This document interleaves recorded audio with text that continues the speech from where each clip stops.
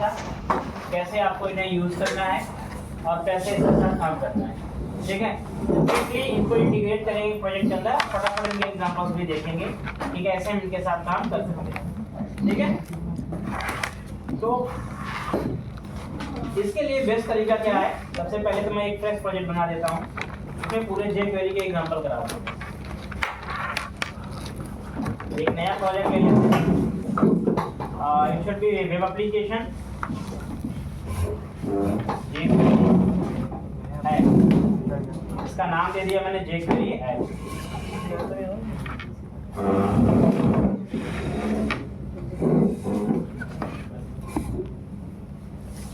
ठीक है, ये एक फ्रेश एप्लीकेशन है, इसके अंदर ऑलरेडी हमारे पास कंट्रोलर और एक व्यू बना होगा, जैसा एक होम बना होता है, तो होम पे ही काम करेंगे, नया कुछ करने की भी फिलहाल जरूरत नहीं।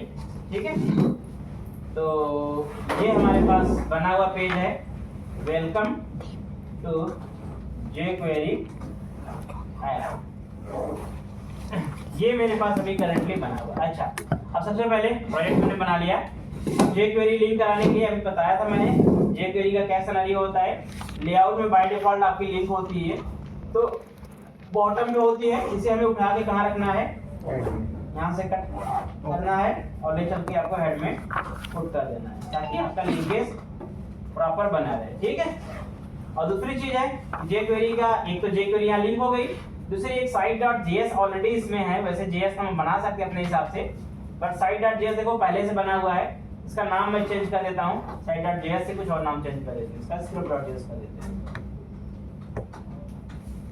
script.js कर दिया मैंने इसका, और इसका लिंकेज भी यहाँ पर साइड जगह पे क्या करते हैं, script.js कर देते हैं। तो इसी में कोड लिखेगा अपना, ये script.js एग्जैक्टली मेरी जो है, इसको मैं यहाँ से कट करूंगा, इसको मैं कहाँ लिंक कराऊंगा, अपने ये मेरी पेज लेवल की JS है। ठीक है, तो jQuery जो है वो कॉमन है, इसलिए लेआउट में लगा दिया मैंने, कि jQuery सब में चाहिए आपको, तो आपने इसको क्या किया, लेआउट में लगा दिया, और जो आपके पास पेज स्पेसिफिक JS है उसको अपने पेज में लिंक कराया। ठीक है, ध्यान रहे हर JS को हम लेआउट में लिंक नहीं करा सकते, जो पेज स्पेसिफिक है उसको पेज में ही कराना है, और जो कॉमन हो उसे लेआउट में कराना है। ठीक है, अगर आप हर चीज को लेआउट में कर दोगे तो लेआउट पेज का लोड बढ़ जाएगा। ठीक है, तो भाई हमारे पास एप्लीकेशन में 500 पेज हैं, 500 पेज में 500 JS हैं, अब सारी मैंने लेआउट में लगा दिया, तो 500 JS लोड करने में टाइम लगाएगा ना उसे, जो चीज पेज स्पेसिफिक है उसे पेज में रखना है। ठीक है, अब आते हैं यहाँ पर, सबसे पहले हम बात करेंगे सिलेक्टर के बारे में। तो हमने कुछ सिलेक्टर, प्राइम सिलेक्टर आपको बताए थे, बस तो थोड़ा सा फॉन्ट बड़ा कर देता हूँ ना, साइज में 20 का है वैसे। ठीक है, फिलहाल के लिए तो यहाँ पे इसको साइज भी छोटा करेंगे। सबसे पहले बात करते हैं सिलेक्टर के बारे में, सिलेक्टर। ठीक है, तो सिलेक्टर में हमने बात की थी, क्या सिलेक्टर होते हैं हमारे पास, आईडी सिलेक्टर है, यूनिवर्सल सिलेक्टर है,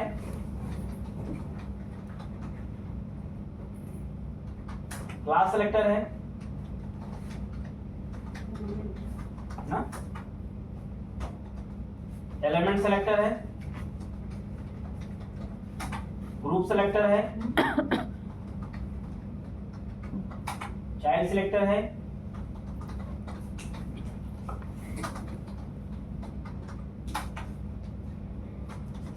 कॉम्बिनेटर होते हैं,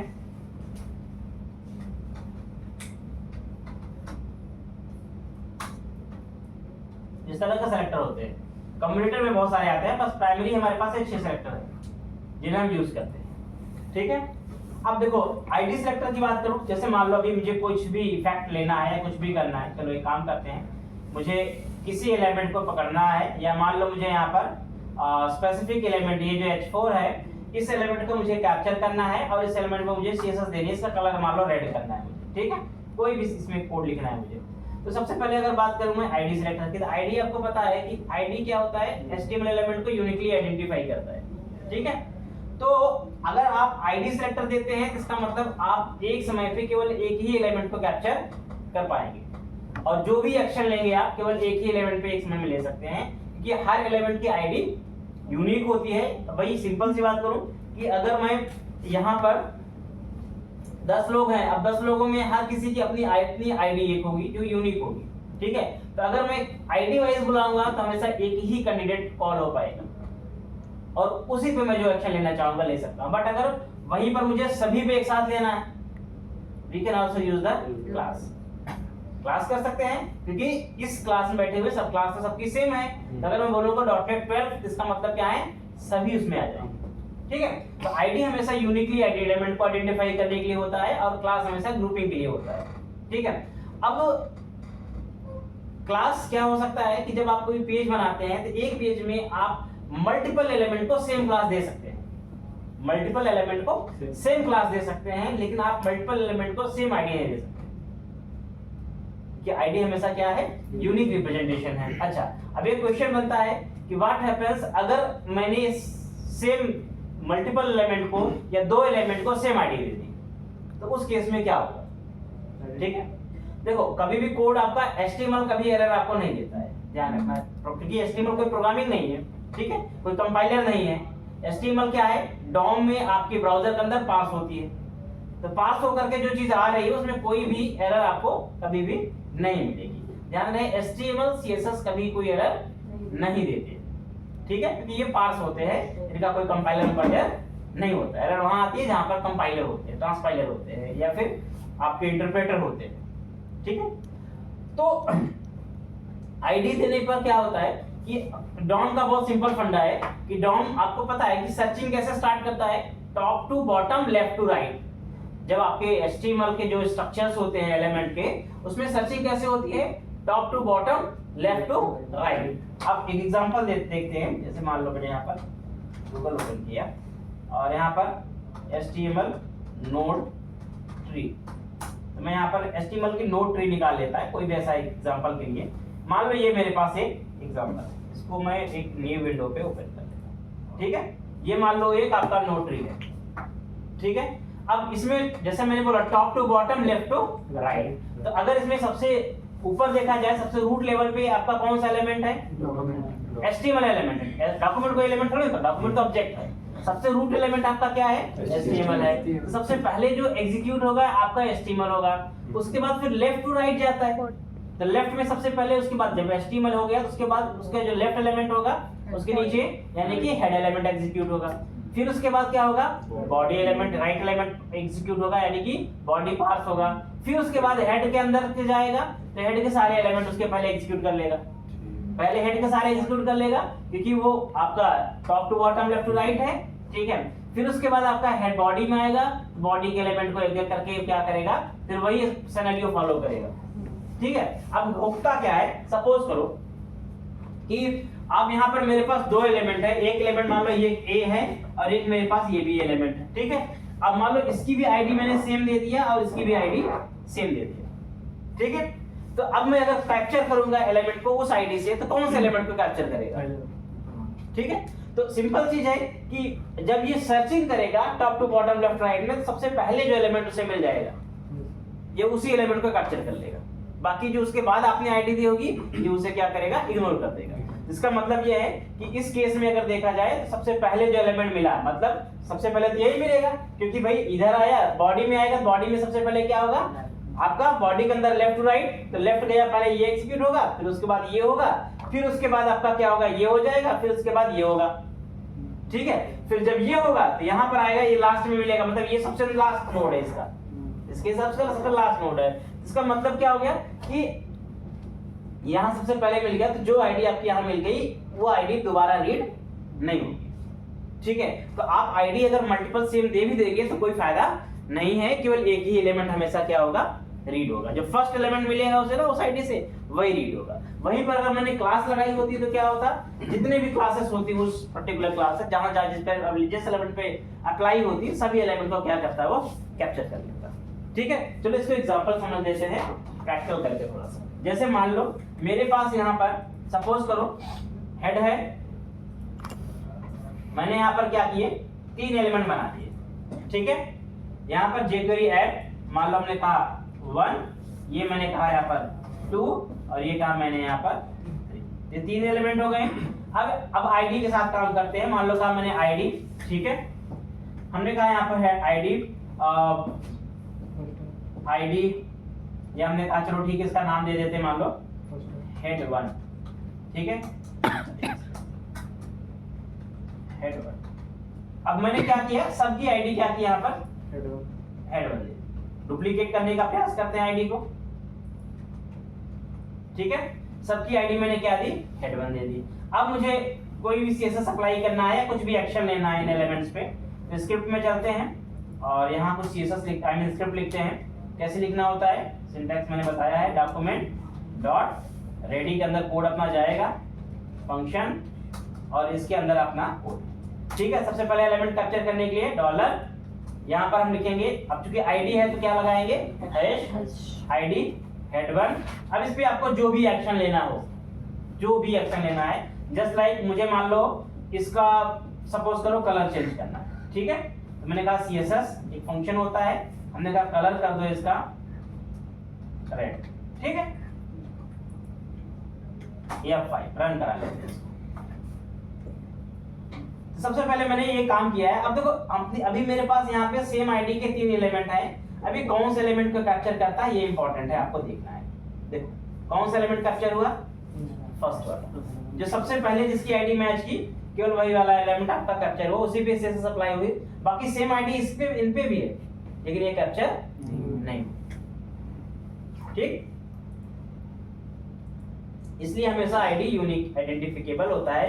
अब देखो इसीलिए हम लोग हमेशा आईडी यूनिक ही रखते हैं। अगर हम पेज बनाते हैं, पेज में एक पेज के अंदर आईडी कभी डुप्लीकेट रखते ही नहीं है, क्योंकि उसको रखने का कोई मतलब नहीं है। एक आईडी आपकी काम आएगी, उसके बाद सारी आईडी आपकी वेस्ट है, फालतू है, ठीक है। दूसरी चीज है क्लास। अगर मैं क्लास से यही बात करूं तो क्लास में क्या होगा, मैंने मान लो आईडी जो क्या दे दिया, क्लास दे दी, सॉरी यहाँ पर मैंने यहाँ पर लगा दिया क्या, क्लास। तो क्लास तो ऑलरेडी लगी हुई यहाँ पर है, इसको आईडी रखते हैं। अब मान लो यहाँ पर क्लास है, जैसे क्लास क्या है, यहाँ पर मान लो सबकी है डिस्प्ले 4, ये क्लास लगी हुई है, तीनों एलिमेंट की सेम क्लास है। अगर सेम चीज को मैं क्लास वाइज कैप्चर करूं, अगर मैं यहाँ पे इसी चीज को क्लास वाइज कैप्चर करूं, मैं डॉट लगाऊंगा और डिस्प्ले 4 लिखूं, ठीक। तो इस केस में क्या होगा, अगर आप देखेंगे यहाँ पर आपके जितने एलिमेंट होंगे सब कैप्चर हो गए, 3 के तीनों। क्योंकि नेचुरल क्या है, तरीका ये है कि आप एक साथ मल्टीपल एलिमेंट की सेम क्लासेस डिफाइन कर सकते हो। तो जब आप कैप्चर करोगे, सारे एलिमेंट जितने भी आपके होंगे सब कैप्चर हो जाएंगे सेम क्लास में। अब मान लो मैंने यहाँ पर क्या कहा, हाँ, अब इस केस में मैंने कहा यहाँ पर सपोज करो मैंने इस एलिमेंट से इसका क्या हटा दिया, क्लास कर दिया, तो मेरे पास कितने बचे, 2 बचे। एक काम करते हैं, वापस रन कराएं। तो यानी कि अब जिस पे ये क्लास होगी वही अप्लाई होगा, 2 पे हुआ,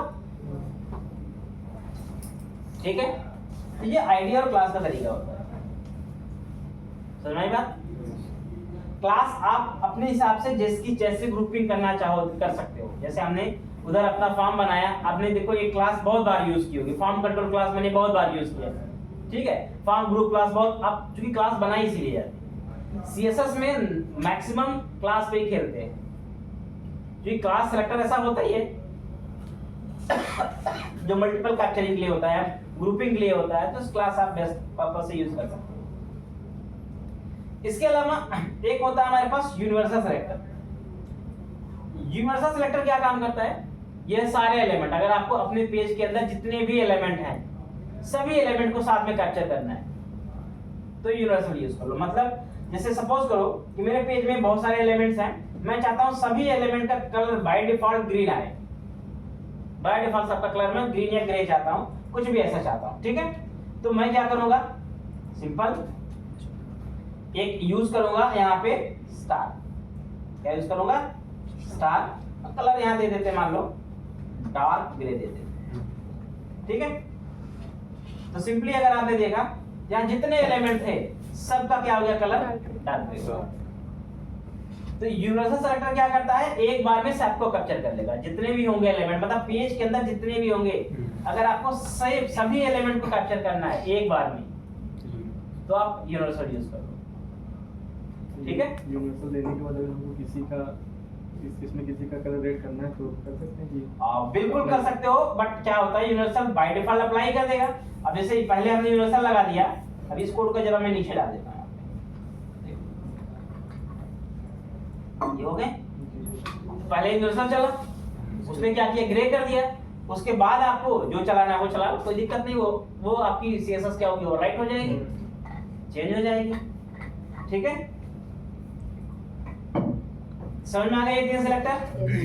ठीक है, अब बात करते हैं एलिमेंट सिलेक्टर की। एलिमेंट सिलेक्टर क्या होते हैं? जो एलिमेंट का नाम फिर आपका H2 है, H3 है, P है, हेड है, बॉडी है, सब एलिमेंट है। तो जो भी अगर आपको डायरेक्ट एलिमेंट वाइज कैप्चर करना है, भाई मेरे पेज में सपोज करो ये सब एलिमेंट है, मैं चाहता हूं जब मेरे पेज में यहाँ पर कोई पैराग्राफ भी है, ठीक है, और मैंने कहा यहाँ पर दिस इज डमी,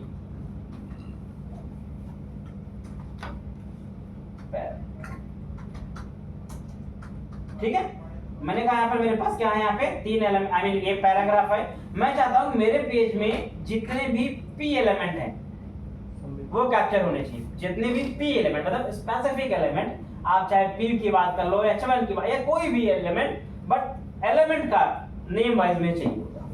ठीक है, तो उस सिचुएशन में आपको क्या करना है, एलिमेंट सेलेक्टर का इस्तेमाल करना है।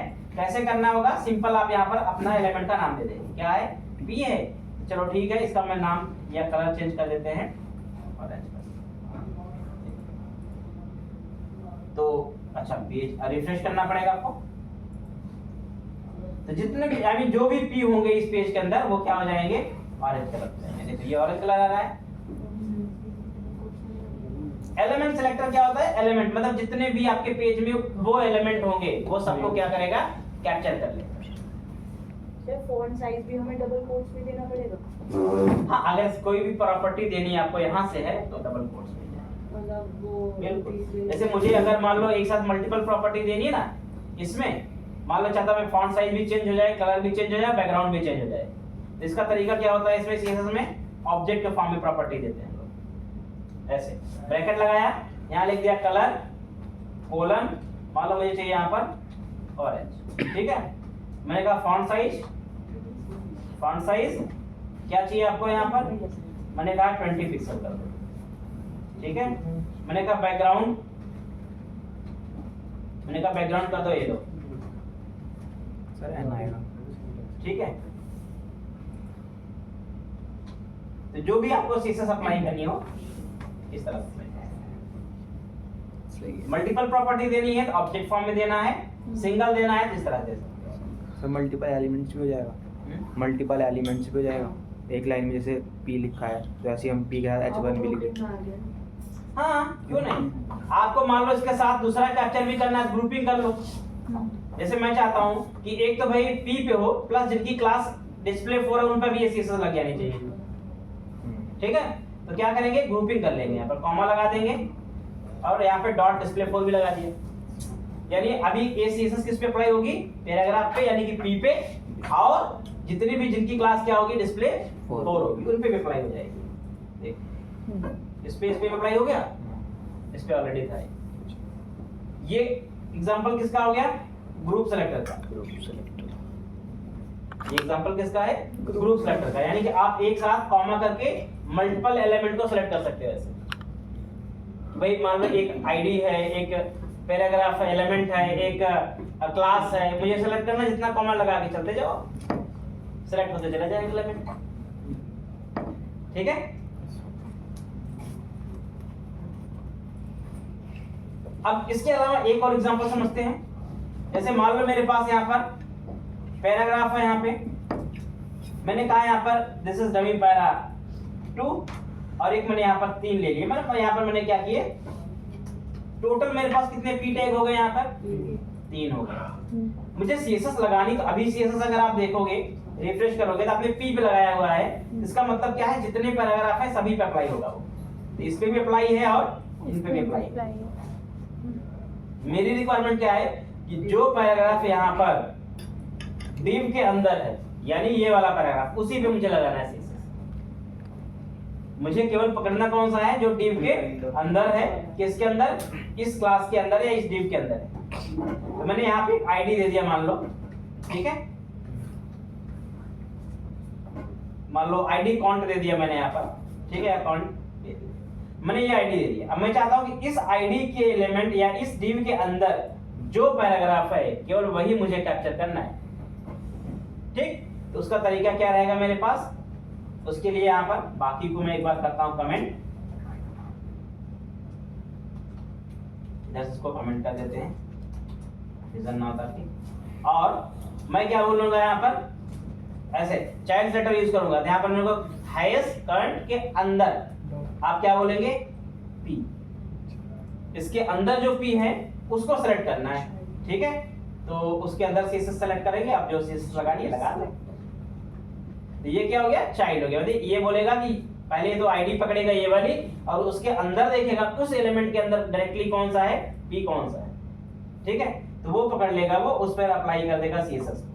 रिफ्रेश करते हैं इसको, वापस रन कराते हैं, इफेक्ट आपको पता चलेगा। इस बार आपका देखो कौन सा P पकड़ा इसने, केवल उस div के अंदर वाला, जो बाहर वाले div नहीं पकड़े, ठीक है। अब एक और देखो एग्जांपल, चाइल्ड सिलेक्टर में दो तरीके से हम सिलेक्टर देते हैं। एक तो ऐसे देते हैं,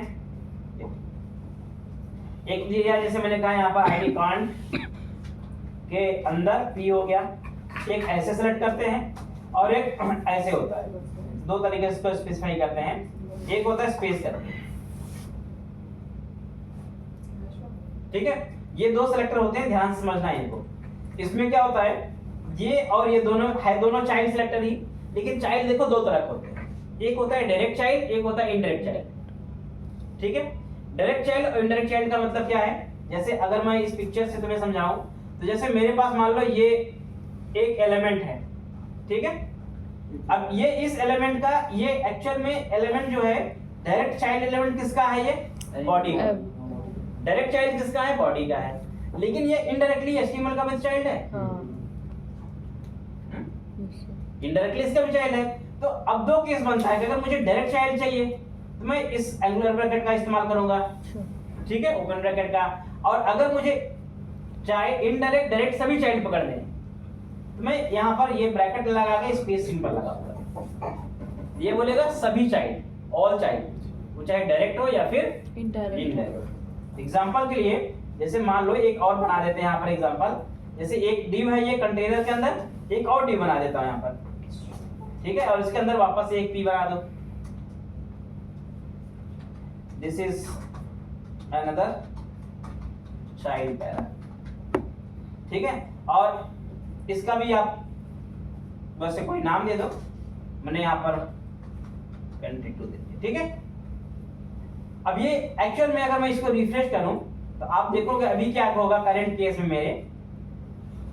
अब देखो यहाँ पर ये जो अनदर पैरा है इस पर अप्लाई नहीं हुआ CSS, हालांकि ये भी तो चाइल्ड किसका है, अगर देखा जाए तो ये भी इसी के अंदर है, कंटेंट के अंदर ही तो आ रहा है, इसी div के अंदर आ रहा है ये भी, लेकिन वो क्या है, सब चाइल्ड, डायरेक्ट चाइल्ड नहीं है, सब चाइल्ड, क्योंकि इसके अंदर एक दूसरा div है, उस के अंदर ये वाला पैराग्राफ। तो अगर मुझे सब चाइल्ड भी कैप्चर करने हैं तो मैं यहाँ पर ये यूज करके सिंपल क्या करना है, इसकी कैप्चरिंग अलग हो जाएगी। आप देखो क्या करेगा, ये चाइल्ड प्लस सब चाइल्ड दोनों को पकड़ लिया इसने,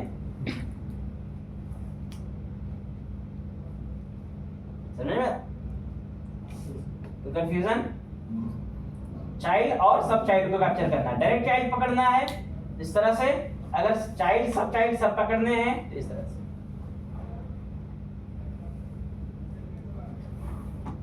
कोई कंफ्यूजन, कुछ और पूछ लेना।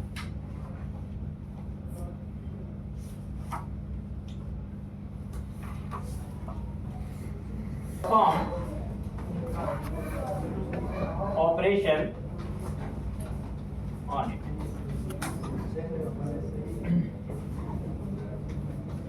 Events are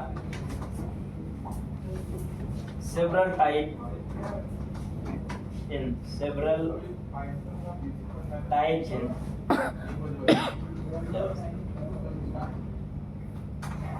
एग्जाम्पल के लिए keyboard event, mouse events,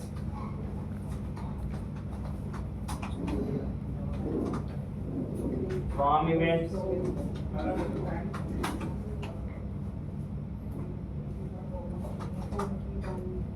media events, Ajax events,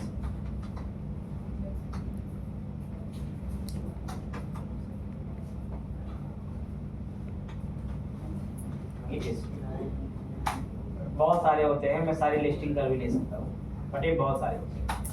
ये मैंने कैटेगरीज बताई हैं और हर किस कैटेगरी में बहुत सारे इवेंट आते हैं।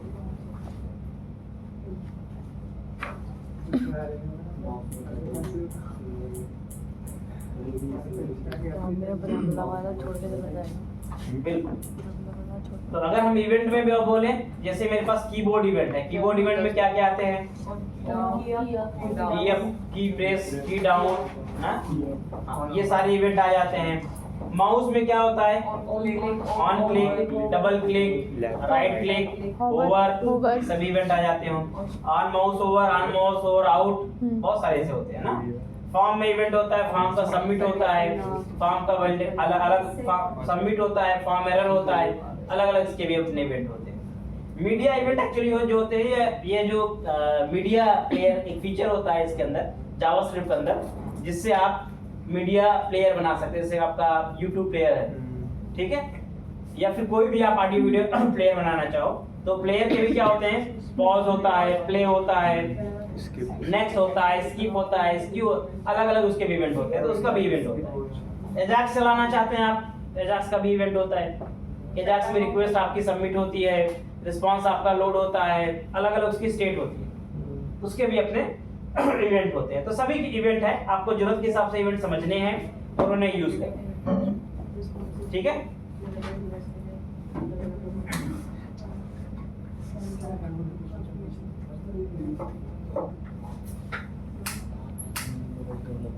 इसमें एक और चीज होती है आपके पास, पेज इवेंट, ये भी इंपॉर्टेंट है। पेज इवेंट्स, पेज इवेंट्स भी बेसिकली इंपॉर्टेंट है। आपका यहाँ पे यूज कर रहे हो ना, डॉक्यूमेंट डॉट ऑन रेडी, हमें रेडी यूज कर रहे हो, विंडो डॉट लोड यूज करोगे, जो पेज लेवल पे चलते हैं वो सब पेज लेवल इवेंट होते हैं। पेज की जब लोड होता है, पेज अनलोड होता है, ठीक है, इन सब पे जो चलता है वो page level, I mean page level event होता है। और एक बटन बना लेते हैं यहाँ पर, मैंने मान लो यहाँ पर बटन बना लिया है और इसकी क्लास दे दी मैंने, मान लो BTN सक्सेस, आईडी दे देते हैं इसकी हम लोग BTN, ठीक है। और यहाँ पर मैंने कहा क्लिक मी, ठीक है, ये मेरा बटन है। इसके नीचे एक काम करते हैं, यहाँ पे नीचे एक डी बना लेते हैं, डी तो बना ही ऑलरेडी है। ये मेरा क्या है? कंटेनर 2, ये इसका आईडी दे देते हैं, मान लो सर, ठीक है, आईडी क्या है, इसकी क्लास दे देते हैं सर, ठीक है। इस एलिमेंट को थोड़ा सा CSS असाइनमेंट बनाते हैं, इसको थोड़ा CSS दे देता हूं मैं। तो CSS ऑलरेडी लिंक होगी मेरे पास, यहाँ पे एक बनी भी होगी, तो मैं इसी में कुछ लिख देता हूँ। क्या लिख देता हूँ? डॉट सर्कल पे इसकी हाइट 300 पिक्सल कर दो, विड्थ भी 300 पिक्सल कर दो, बॉर्डर रेडियस इसका, border radius should be 50%, background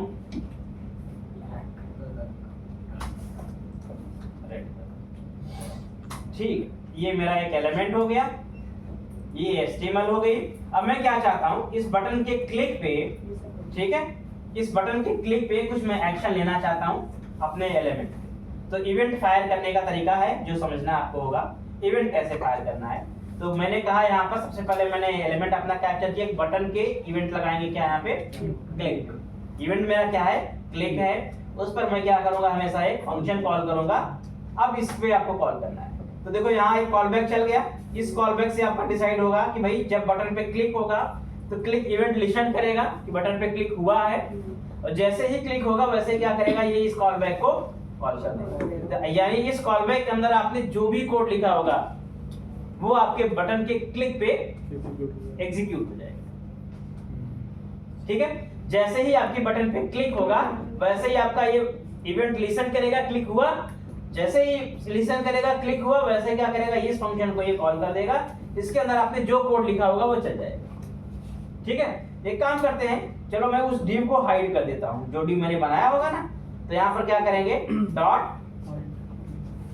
circle, इसको हम कर देते हैं यहाँ पे हाइड। ठीक है, हाइड एक फंक्शन होता है जो एलिमेंट को इमीडिएट हाइड करने के लिए इस्तेमाल किया जाता है। ये एलिमेंट है, मैंने क्लिक किया, एलिमेंट हाइड हो गया। ठीक है, अच्छा ये जो फंक्शन है इनकी प्रॉपर्टीज होती है, इसे मुझे इसको 3 या 4 सेकंड में करना है। टाइम दे सकते हैं आप इसमें मिली सेकंड में, कितने मिली सेकंड में हाइड होना है, तो उसने टाइम दे दिया, उतने टाइम अपना वो हाइड करेगा। पिक्सेल्स कम करता है एकदम, तुरंत वैनिश नहीं होता वहाँ। ठीक है, सिमिलरली मैं क्या चाहता हूं कि हाइड किया, आई मीन एक बटन पे क्लिक पे हाइड कर दिया मैंने। ठीक है, या फिर एक काम करते हैं, दूसरा मैं एक्शन लेना चाहता क्या हूं कि मैं जब इस पे इस div पे ले जाऊं माउस पॉइंटर तो हाइड हो जाए, लेकिन जब मैं बटन पे क्लिक करूं तो शो हो जाए। ठीक है, दूसरा एक्शन लेते हैं, यहाँ पर देखो 2 इवेंट लिखता है। इवेंट आप मतलब कैसे भी लिख सकते हैं, कोई दिक्कत नहीं है। मैंने यहाँ पर कहा कि डॉट सर्कल पे जब आप क्या करते हैं, यहाँ पर आप क्लिक भी लिख सकते हैं या फिर क्या कर सकते हैं, होवर लिख सकते हैं।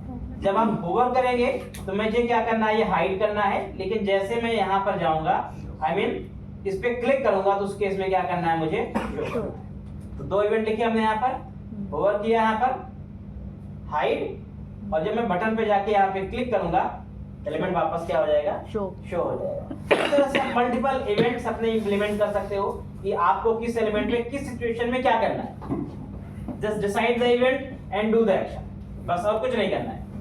आपको इवेंट पता होना चाहिए, एक्शन कब लेना है और क्या एक्शन लेना है, आप उसके अंदर लिख दो। ठीक है, अब एक इंटरेस्टिंग चीज है, ये देखो jQuery है, इसके अंदर ये सब छोटे छोटे फंक्शन बने हुए हैं जो आपका इजी काम कर रहा है। अदरवाइज ये चीज आप अगर आप जावास्क्रिप्ट से करते हैं तो आपको बहुत लेंथी कोडिंग करनी पड़ती। jQuery यूज करने का ये फायदा, कुछ फायदा नहीं है। jQuery में क्या है, सिंपल चीजें आपको बनी बनाई मिल रही हैं, आप उसे इजीली समझते हैं और उसे यूज कर लेते हैं, बस काम आपका काम 70% आसान हो जाएगा। इतना इंपॉर्टेंस है इसका बस। ठीक, तो इवेंट समझ में आ गया कैसे यूज करना है, कोई डाउट इवेंट यूज करने में? ठीक है, इसी तरह से आपको आपके सारे इवेंट, जो भी इवेंट आपको लगाना हो, आपकी चॉइस है, आपको कौन सा इवेंट लगाना है, अपनी जरूरत के हिसाब से देखो और अप्लाई कर दो। ठीक है, कंफ्यूजन?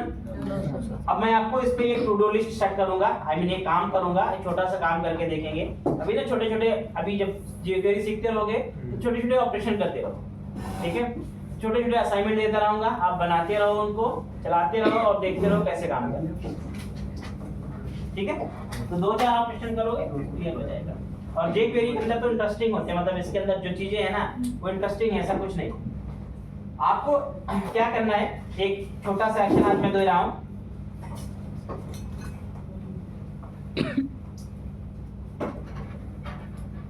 पेंट ओपन करते हैं। ये मान लीजिए मेरे पास क्या है, अभी मैं कराता भी हूं, फिर आप लोगों से करवाऊंगा। एक मान लो मेरा पेज है यहाँ पे, ठीक है, ये पेज का मान लो एडमिन पैनल मान लेते हैं इसको हम। ये पेज का मेरे पास क्या है, मान लो टॉप बार है, यानी कि मेनू बार हो गया। और यहाँ पर इस पेज में मान लो ये मेरे पास क्या है, साइड बार है। साइड नए बार होता है, ठीक है। और साइड नए बार पे क्या है, यहाँ पर मेरे पास आइकन बना हुआ है इस तरह का, ऐसा आइकन होता है, 3 लाइन होती है यहाँ पे, ठीक है। तो अभी यहाँ पे आइकन है, या फिर क्रॉस का आइकन ले लेते हैं, ऐसा ले लो, या फिर अपना लाइन ले लेते हैं।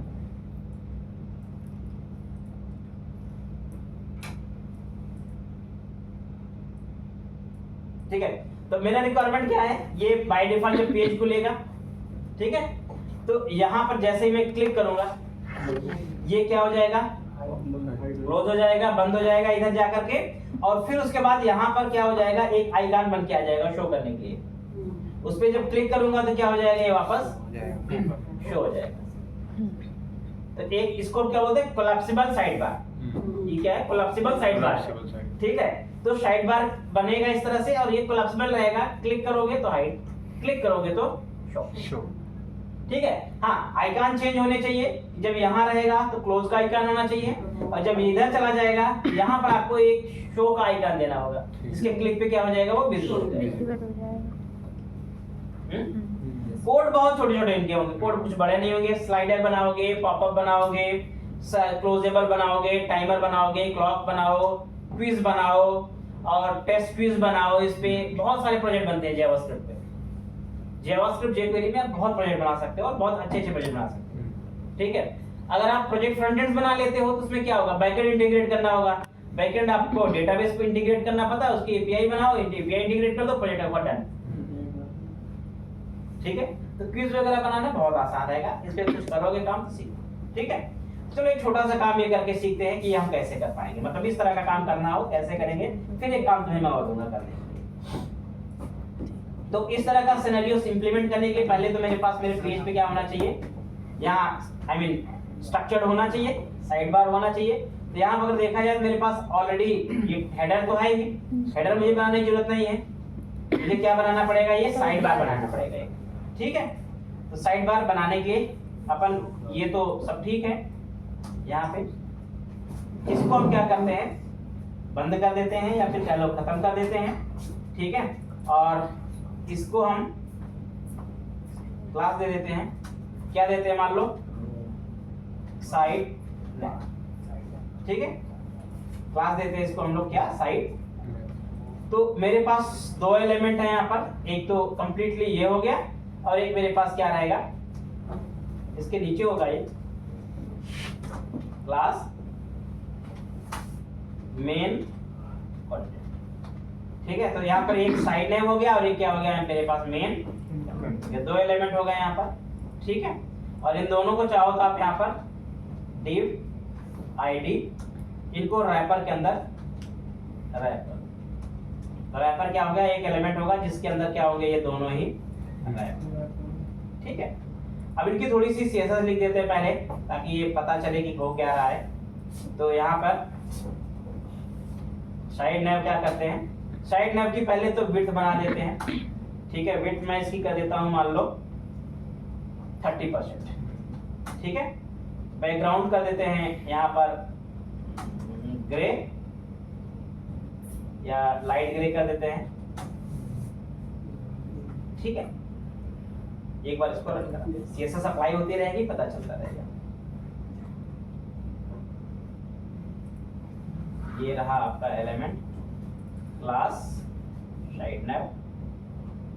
ठीक है। और इनकी हाइट भी अकॉर्डिंग टू दैट सेट करेंगे। यहाँ पे मिनिमम हाइट सेट करेंगे। यहाँ पर मिन हाइट मैंने दिया मान लो 500 पिक्सल। तो 500 पिक्सल देने का मतलब क्या है, ये मेरा आई मीन 500 पिक्सल नहीं आप देंगे, टोटल विड्थ आपकी जितनी होगी उतनी मिनिमम हाइट इसकी होगी। एक बार मैं देखता हूँ 700 पिक्सल के आसपास आनी चाहिए।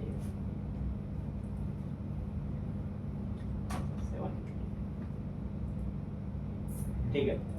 और ये एक्चुअल में बूटस्ट्रैप अप्लाइड है यहाँ पर, ये यहाँ से लेफ्ट से स्पेस ले रहा है। ठीक है।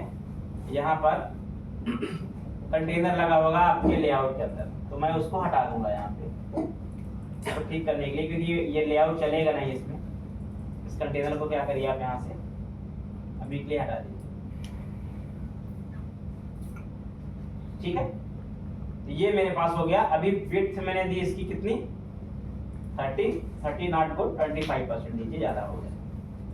तो इतनी विड्थ आपकी रहेगी साइड बार की। ठीक है।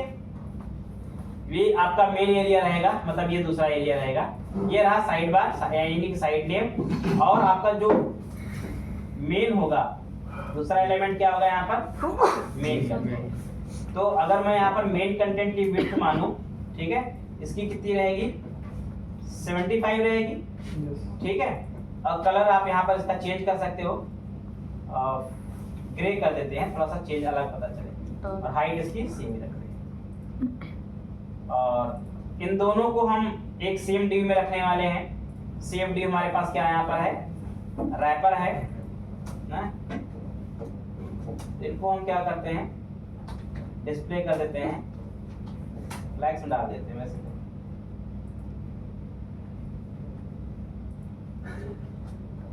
अच्छा आईडी है ना ये रैपर। कंधे में थोड़ा। ये मेरे पास स्क्रीन हो गई, ये मेरे पास मेन स्क्रीन होगी। कलर चाहे बाद में जो चेंज कर लेना, तो इसको लाइट ग्रे और कर देते हैं। कलर कैसे चेंज करते हैं? फ्यूजन कलर आपको ऐसे चेंज करना है। यहाँ से आपको जो चाहिए जैसा चाहिए यहाँ से यूज कर लो, कलर को उठा लो, इसे ले जाओगे अपना कहाँ पे जो चाहिए होगा आप वहाँ पे ट्राई करो। इस तरह से बेस्ट तरीका होता है कलर को चेंज करने का। तो ये मेरे पास स्क्रीन है, ये मेरे पास लेफ्ट बार है। अब यहाँ पर मुझे सबसे पहले क्या चाहिए? एक आइकन चाहिए। यहाँ चाहिए आइकन, ठीक है। तो देखो जब कभी भी आप कोई यूआई कंपोनेंट बनाओगे तो आपको दोनों चीजों, आपको HTML आई मीन JS तो आनी चाहिए फंक्शनैलिटी के लिए, लेकिन कहीं ना कहीं CSS भी आपको आनी चाहिए कि आप उसको लुक एंड फील को भी सेटअप कर पाओ। तो CSS पे प्रैक्टिसेस आपको करनी पड़ेगी लगातार, मतलब बेसिक प्रैक्टिस, क्योंकि as a full stack developer honour of all things आपको बनना है तो सब कुछ आपको आना चाहिए, ठीक है। प्रैक्टिस ऐसा नहीं कि CSS आपको नहीं आती है तो फिर आपका काम चल जाएगा, नहीं चल पाएगा, करना पड़ेगा आपको, ठीक है। तो थोड़ी थोड़ी तो प्रैक्टिस, वैसे ये सब चीज मुश्किल तो है नहीं, ये प्रैक्टिस का खेल है। तुम प्रैक्टिस करते रहोगे तुम्हें आता रहेगा, तुम करते रहो आता रहेगा, कुछ मुश्किल नहीं होता है, ठीक है। अब क्या करेंगे इसमें, साइड नाव पे आपको एक क्या करना होगा, एक डिव लीजिए और उसके अंदर एक आपको आइकन बना दीजिए। तो डिव लिया मैंने, मान लो क्लास इसकी दी थी मैंने क्लोज, ठीक है। और इस क्लोज पे मैंने क्या किया, एक आइकन लगा दिया। आइकन किससे आता है? यहाँ पर आइकन के लिए HTML में क्या यूज करते हैं? तुम लोगों ने पढ़ा हुआ आइकन?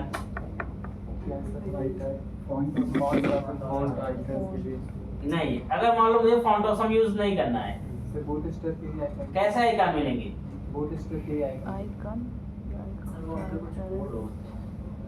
क्या बना सकते हैं सर? सिग्मा से डिजाइन कर सकते हैं उनकी जो PNG है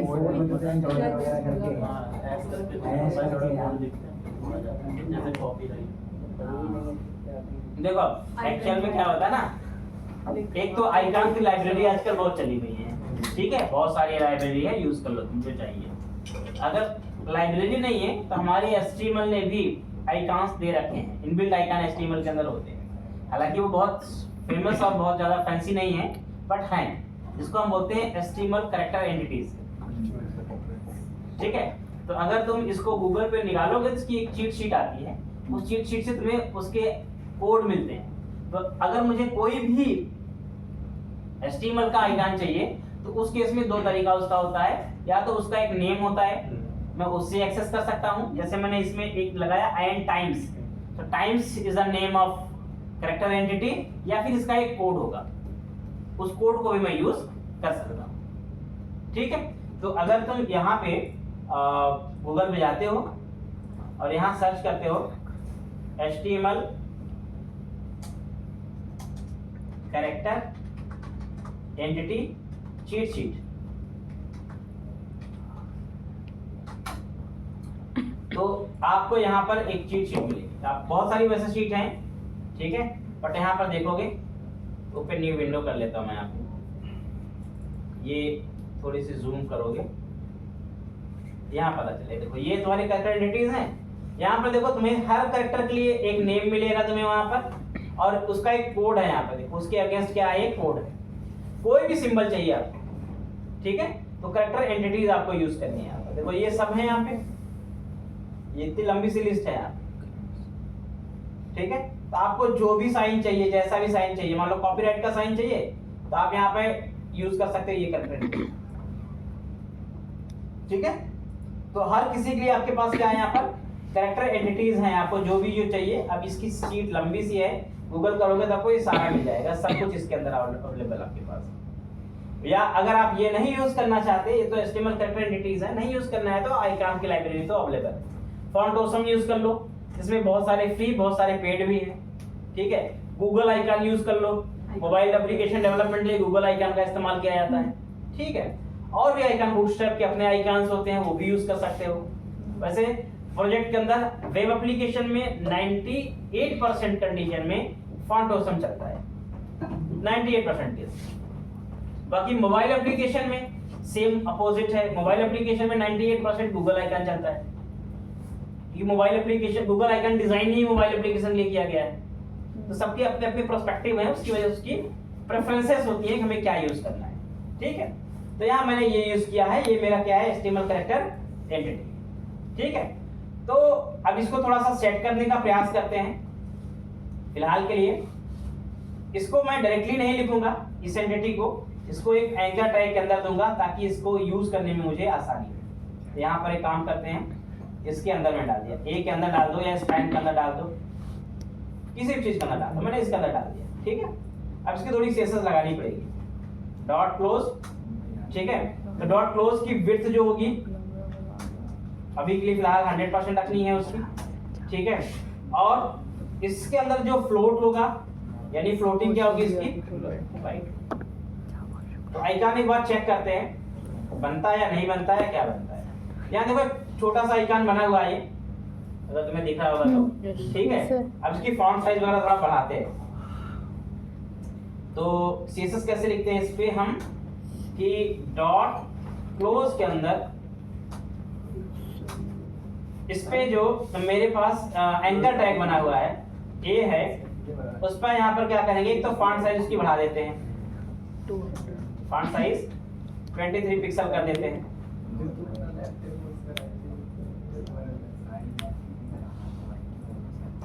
और इस पे राइट क्लिक कर लेते हैं और यहीं से इसकी सीएसएस लगा देते हैं, ज्यादा आसान रहेगा।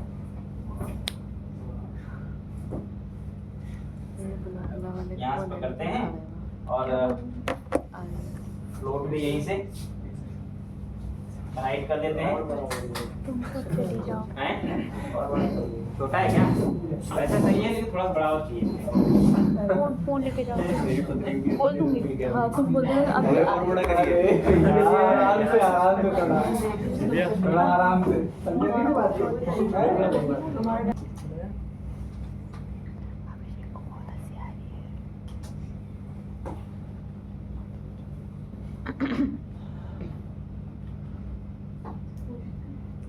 ये तुम्हारी सीएसएस हो गई। इसको कॉपी करना सिंपल, यहाँ चेंजेस इमीडिएट लाइन दिखती रहती हैं, कॉपी करो और यहाँ ले जाके पेस्ट करो, बस। ये तुम्हारा सीएसएस हो गया, थोड़ा सा चेंज इसमें हो गया। ये तुम्हारा एलिमेंट मतलब ये हो गया। अब इसके एक चीज और करनी पड़ेगी, इसके ओवर पे कर्सर को लाना पड़ेगा इसको। तो क्या करोगे, डॉट क्लोज के अंदर जो ए है उसके ओवर पे क्या करना पड़ेगा, कर्सर को पॉइंटर डिफाइन करना। ठीक है, ये बन गया, ये क्लोजेबल हो गया, मतलब इस पे क्लिक करके आपको क्लोज करना है। ठीक है, लेकिन जब ये हाइड हो जाएगा तब आपको एक आइकन चाहिए होगा, यहाँ पे एक स्मॉल सा आइकन चाहिए होगा, या फिर यहीं एक आइकन बन जाएगा जो आइकन क्या करेगा, आपका एलिमेंट को डिस्प्ले कराएगा। तो वो आइकन हम लोग इसमें रखने वाले हैं, ये जो मेन कंटेंट है ना इसमें रखेंगे। फॉन्ट ऑसम यूज करना सबको आता है, सिंपल चीज होती है, लाइब्रेरी ये लिंक कराना है और आइकन आपको मिल जाएगा, तो आप उसे यूज कर लेते हो। ठीक है, एक बटन मैं यहाँ बना देता हूँ, सिंपल बटन है, शो का नाम से यहाँ बना देते हैं और आईडी इस यहाँ पे दे देते हैं इसके हम लोग। ठीक है, इस आई के क्लिक पे ये जो बटन आपका रहेगा, इसके क्लिक पे हमारा एलिमेंट शो होगा, मतलब हमारा जो नेविगेशन आई मीन साइड नैव होगा वो डिस्प्ले होगा।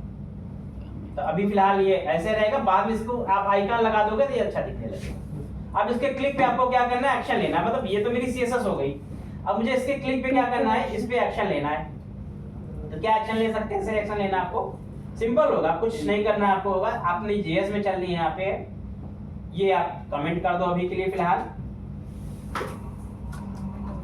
ठीक है, ये कमेंट करो। आपको क्या करना है, छोटी सी लिखनी है कि जैसे ही आप इस पे क्लिक करोगे, इस पे इवेंट लिखना होगा कि आप इस पे जैसे ही क्लिक करोगे, आपके जो साइड नैव है इसकी करंट विड्थ जो है, अगर आप देखोगे तो करंट विड्थ कितनी इसकी है 25%, वो विड्थ कितनी हो जाएगी 0%। ठीक है, और इसकी विड्थ जो है वो क्या है 75 है, इसकी विड्थ कितनी हो जाएगी 100%।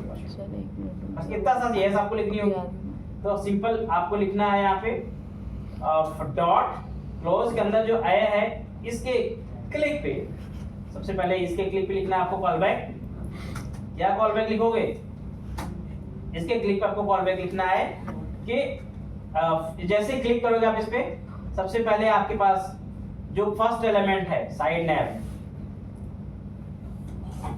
इसमें एक CSS जाएगा, इसकी विड्थ क्या हो जाएगी,